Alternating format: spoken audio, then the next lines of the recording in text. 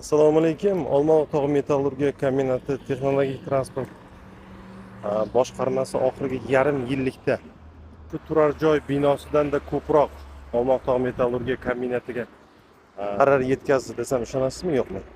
Chunki Olma-Tog' metallurgiya kombinati texnologik transport boshqarmasidagi dvigatellarni ishlash bo'limida oxirgi yarim yillikda juda ko'p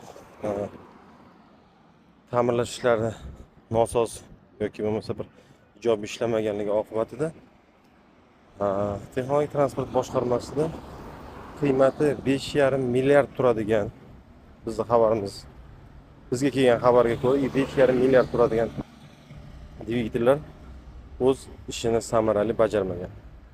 Qo'yilgandan keyin 1 kun, 2 kundan oshiq ishlamagan. Bu Olma-Tog' metallurgiya kombinati 5,5 milliard har bitta dvigatel uchun bunaqalari soni 7 ta bizdagi ma'lumotlarga ko'ra, lekin undan ham ko'p zarar yetkazgan.